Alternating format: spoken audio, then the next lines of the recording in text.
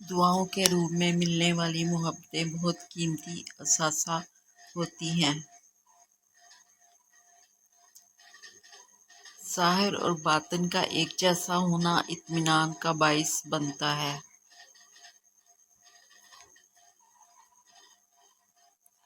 خاموشی اختیار کر لینا دب جانے کی علامت نہیں، ہر بندہ جواب کا مستحق نہیں ہوتا۔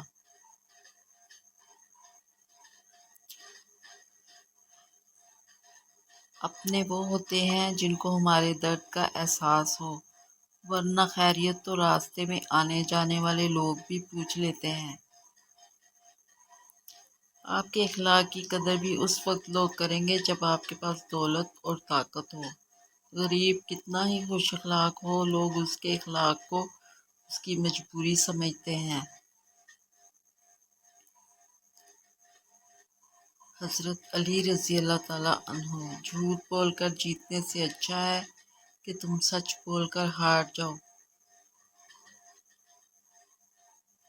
وقت کا جواب ہمارے جواب سے ہمیشہ بہتر ہوتا ہے، اور وقت صرف اس وقت جواب دیتا ہے جب ہم کسی کی زیادتی کا جواب دینے کی بجائے صبر سے کام لیتے ہیں۔ یہ دنیا بہت خوبصورت اور پرامن ہو سکتی ہے اگر ہر انسان دوسرے انسان کو زندگی گزارنے کا وہی حق دے جو وہ اپنے لیے چاہتا ہے۔ صرف دکھاوے کے لیے اچھا بننا برا ہونے سے بھی برا ہے۔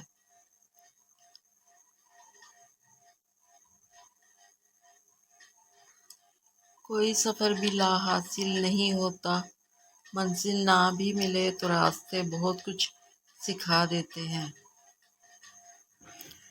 تکبر انسان کو رسوا کر کے چھوڑتا ہے، چاہے وہ دولت کا ہو، طاقت کا ہو، رتبے کا ہو، حیثیت کا ہو، حسن کا ہو، علم کا ہو، حسب نسب کا ہو، حتیٰ کہ تقویٰ کا ہی کیوں نہ ہو۔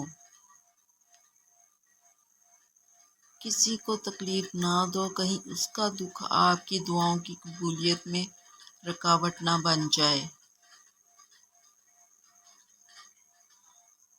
بے بسی خاموشی بن جاتی ہے، جب انسان کے بس میں کچھ نہ ہو تو وہ خاموش ہو جاتا ہے۔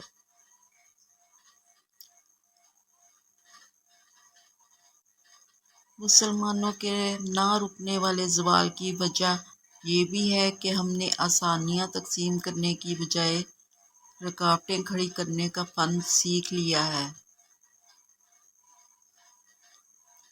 کون کب کس کا اور کتنا اپنا ہوتا ہے، یہ صرف وقت ہی بتاتا ہے۔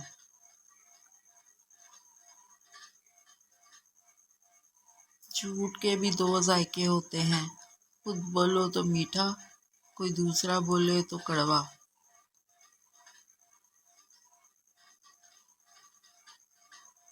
انسان ہمیشہ تکلیف میں ہی سیکھتا ہے، خوشی میں تو پچھلے سبق بھی بھول جاتا ہے۔ پلٹ کر جواب دینا بے شک غلط بات ہے، پر کبھی کبھی جواب دینا لازم ہو جاتا ہے، کیونکہ اگر ایسا نہ کیا جائے تو لوگ بولنے کی حدیں بھول جاتے ہیں۔ آپ کی بہتری کس میں ہے، آپ کا رب آپ سے بہتر جانتا ہے۔ خدا کی ذات پر ہم کو یقین ہے، ورنہ دیے جلا کے ہواؤں میں کون رکھتا ہے۔ وفا کے اس شہر میں ہم سا سوداگر نہ ملے گا، ہم تو آنسو بھی خرید لیتے ہیں اپنی مسکراہٹ دے کر۔ خاموشیاں جن کو اچھی لگ جائیں وہ پھر بولا نہیں کرتے۔ کتنا آسان ہے ظاہر میں وضو سے رہنا، کتنا دشوار ہے باطن کو نمازی رکھنا۔